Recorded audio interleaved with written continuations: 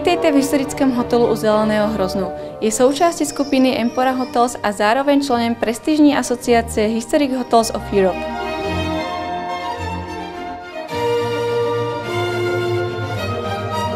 Hotel se nachází v atraktivní lokalitě centra Prahy na Malé Straně, v blízkosti všech významných kulturních i architektonických památek.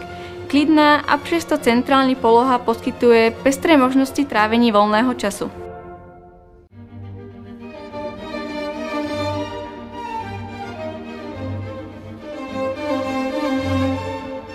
Tento luxusní hotel je s oblibou navštěvován pro své jedinečné historické prostory s původním zachovaným renesančním srubem i klenbami.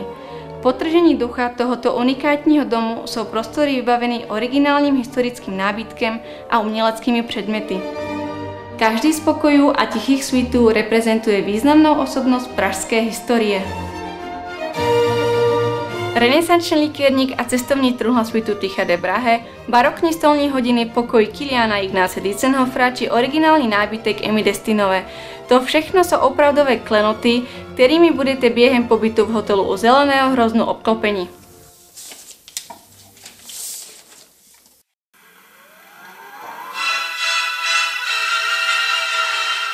Pro privátní jednání je možné využít salonku Antonína Dvořáka, jehož proskolné dveře vedou do hotelového atria.